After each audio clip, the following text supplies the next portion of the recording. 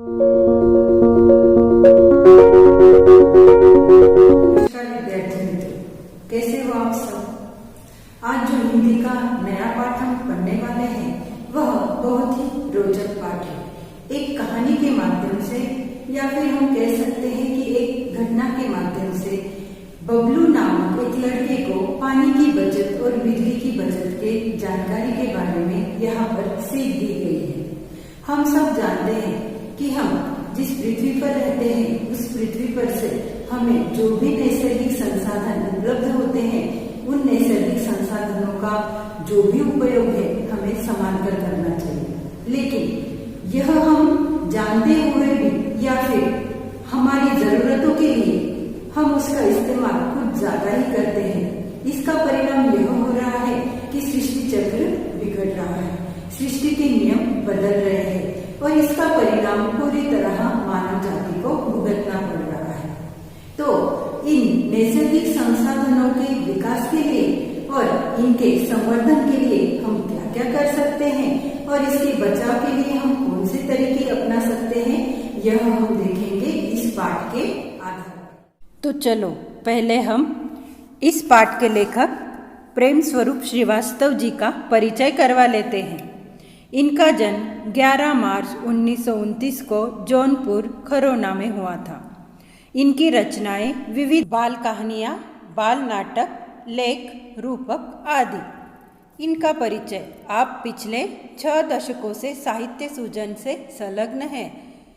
इस कहानी में उन्होंने पानी के महत्व को बताकर उसकी बचत की ओर सबका ध्यान आकर्षित किया है। गर्मी पड़ने लगी थी। धीरे धीरे उसके तेवर तीखे हो चले थे। अब गर्मी का मौसम था तो गर्मी तेजी से पड़ने लगी थी। सूरज आग बरसाने लगा था। मगर इन सब से बेखबर बबलू अपने में ही मस्त था। इस कहानी का जो पात्र है एक लड़का है बबलू, इन सब से बेखबर, अनजान, अपने ही मस्ती में मस्त था।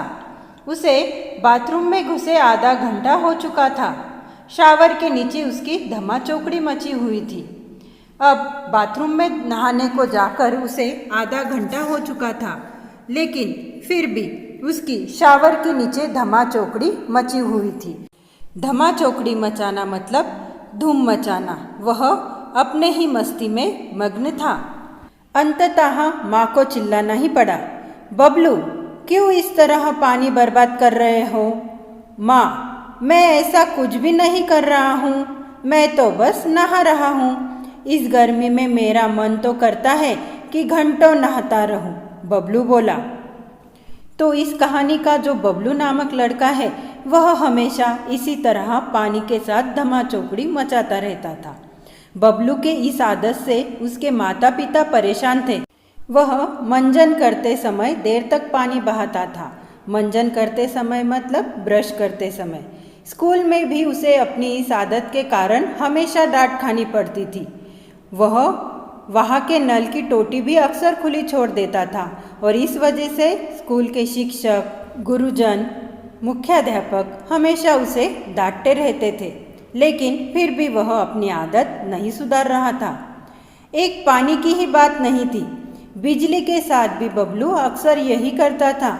वह कमरे में पंखा खुला रख देता था, कूलर बंद करना भूल जाता था, कभी कभी पढ़ते पढ़ते सो जाता और माँ को ही वह बल्ब बुझाना पड़ता था। पानी हो या बिजली यानी कि ऊर्जा, दोनों का भंडार सीमित है। यह नैसर्गिक संसाधन है, इसका उपयोग हमें संभाल कर करना चाहिए। दुनिया के सभी लोग अगर बबलू जैसा करने लगेंगे, नहाना वहाना तो दूर, लोगों को एक घूंट पानी भी नहीं मिलेगा। वह एक घूंट पानी के लिए तरसेंगे।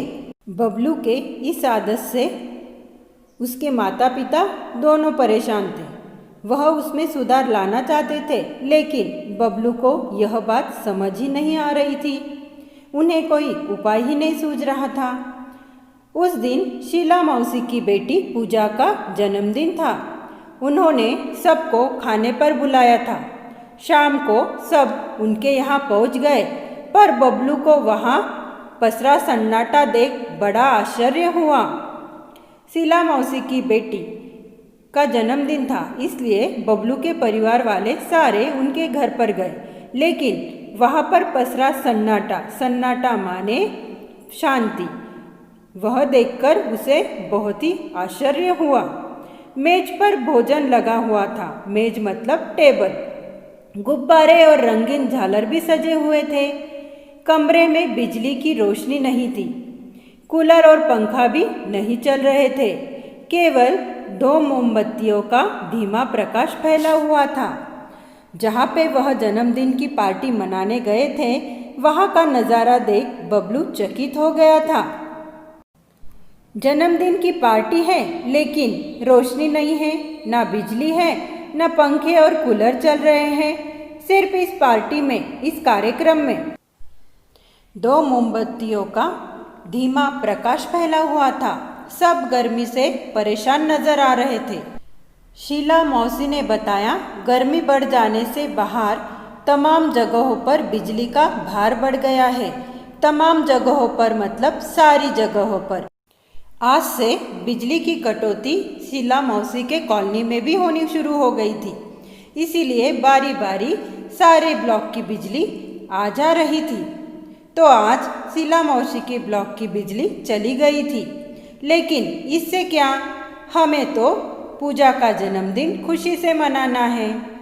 फिर पूजा की माँ ने आरती उतारी और मिठाइयाँ बांटी। हैप्पी बर्थडे के बोल सभी के मुंह से निकल पड़े। और फिर बाद में हुआ ये कि ऐसे ही वातावरण में सब ने पूजा का बर्थडे मनाया और सब ने उसे शुभकामनाएं भी दी। धमा चौकड़ी के बीच बच्चों ने गुब्बारे फोड़े। सभी गुब्बारे और टॉफियों पर टूट पड़े। कुछ देर के लिए सब गर्मी की परेशानी भूल गए। कुछ देर बाद शीला मौसी बोली, अच्छा बच्चों, अब धमा चौकड़ी बंद करो। सबका खाना लग गया है, आओ जल्दी करो। सब बच्चे खाने की मेज पर पहुँचे। इस बीच बबलू को जोरों की प्यास लगी थी, मगर शायद पानी न होने से सभी गिलास आधी भरे हुए थे। बबलू एक घूंट में ही सारा पानी गटक गया। गटक जाना मतलब सारा पानी पी जाना।